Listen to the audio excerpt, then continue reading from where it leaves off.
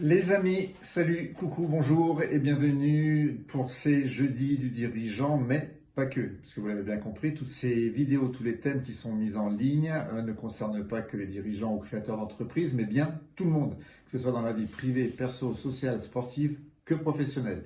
Donc bienvenue, Gabriel, coach et formateur en entreprise, et je vous rappelle que la thématique d'aujourd'hui, elle a été choisie parmi vos demandes que vous me faites sur le mail suivant contact@grmcoaching.fr. Donc je vous souhaite à toutes et à tous la bienvenue. Et aujourd'hui, nous allons aborder un sujet que beaucoup de personnes redoutent, que ce soit privé ou perso, mais qui est pourtant crucial pour toute personne dans ce monde. C'est l'art des conversations difficiles. Vous savez, ces échanges, qu'il s'agisse de donner un feedback, de gérer un conflit ou d'annoncer une mauvaise nouvelle, sont souvent des sources de stress et d'inconfort pour chacun. Pourtant, quand tout ceci est bien mené, ces conversations vont être des leviers puissants de clarté, de performance et de relations solides, de construction de relations solides. Commençons par un constat essentiel. La plupart des difficultés dans ces conversations, elles viennent de la peur. La peur de blesser, la peur de créer un conflit, la peur de perdre le contrôle ou de perdre la relation, la peur de ne plus être aimé, etc., etc., etc. Cette peur, partez du principe qu'elle est naturelle et parfaitement compréhensible, mais elle ne doit pas vous paralyser pour autant. Au contraire, elle doit être le signal que cette conversation, du coup, elle est importante et mérite d'être préparée et menée avec soin. Le premier principe pour réussir ces échanges, c'est la préparation. Ne vous lancez pas à chaud.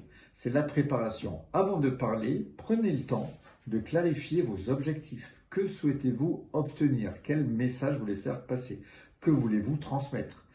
Quels sont les points non négociables et ceux sur lesquels vous pouvez faire preuve de flexibilité? Il faut y penser avant.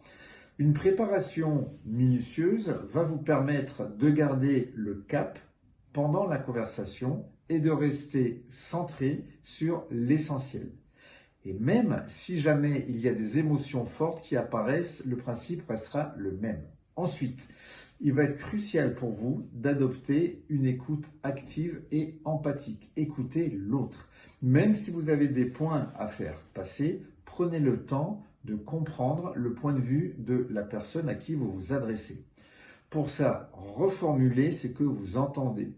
Posez des questions ouvertes. Montrez que vous êtes attentif. Ça va créer un climat de respect, mais également cela va diminuer les tensions, ce qui va permettre à la conversation de rester constructive et d'avancer. Autre principe fondamental, c'est de séparer les faits des interprétations. Pas d'opinion, pas de sentiment, des faits. Trop souvent, nous mélangeons ce que nous voyons ou entendons avec nos propres jugements ou nos émotions. Par exemple, dire « tu as raté ce projet » est accusatoire et ça peut déclencher une défense immédiate de la personne.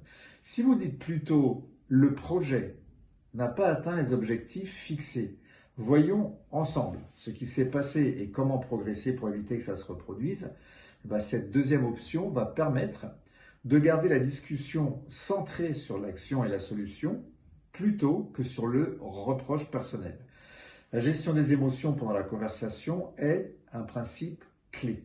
Vos émotions et celles de votre interlocuteur peuvent être fortes et il est important de rester calme. Il est important pour vous de rester posé mais également centré. Si vous sentez que l'échange devient trop intense, n'hésitez pas à proposer une pause ou à reprendre la discussion un peu plus tard. La maîtrise émotionnelle n'est pas un signe de froideur, loin de là, mais c'est plutôt un signe de professionnalisme et surtout de lucidité. Pour rendre ça concret, imaginons une personne confrontée, un manager, confronté à un collaborateur qui ne respecte pas certaines échéances. Au lieu de réagir impulsivement, et ce manager va préparer la conversation en listant les faits précis, les impacts sur l'équipe, l'entreprise. et les objectifs à atteindre. Il va écouter ensuite le collaborateur pour comprendre les causes, puis il va proposer des solutions concrètes et un plan d'action pour éviter la répétition. Le résultat, quel va-t-il être? La relation, elle va être préservée, le problème est adressé et la performance améliorée. Un autre levier sur lequel vous pouvez jouer qui est également assez puissant, c'est la formulation positive et encore une fois orientée solution. Même lorsque le sujet est difficile à aborder, utilisez des phrases qui ouvrent le dialogue et favorisent la collaboration. Par exemple, au lieu de dire « tu as fait une erreur », dites « voyons comment nous pouvons corriger ça et éviter que ça se reproduise ». Ce n'est pas du tout le même impact. Cette approche transforme une situation potentiellement conflictuelle en opportunité d'apprentissage et de progrès, et surtout de ne pas démotiver ou agacer la personne. Enfin, il est important également de prévoir un suivi après cette conversation. Une fois les décisions ou les actions convenues, assurez-vous qu'elles soient mises en œuvre et que le dialogue continue si nécessaire. S'il faut le maintenir, n'hésitez pas à le faire. Tout ça va renforcer la confiance, va montrer que votre objectif est de construire et surtout pas de punir. Donc, rappelez-vous que les conversations difficiles ne sont pas des obstacles, elles sont plutôt des opportunités, même si ce n'est pas évident à aborder de prime abord.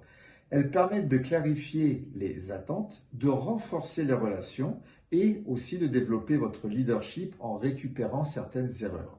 Préparez-vous, écoutez activement, restez centré sur les faits et les solutions et suivez vos engagements. Avec cette approche, même les échanges les plus complexes, les plus difficiles à mener vont devenir gérables et constructifs. La maîtrise de ces conversations va être un véritable atout pour toute personne, professionnelle ou dans la vie personnelle. Ça va vous permettre de prendre des décisions claires, de maintenir un climat de confiance et d'avancer avec sérénité dans vos projets. Donc n'oubliez pas, utilisez et mettez en avant des faits, surtout pas des opinions ou des sentiments, car là vous allez tourner en rond et vous ne trouverez pas de solution constructive et progressive, puisque vous serez basé sur une chose qui va être impalpable, un sentiment qui va vous convenir à vous et peut-être pas à l'autre, sur une opinion qui est la vôtre et pas celle de l'autre. Néanmoins, si vous vous basez sur un fait, c'est incontournable.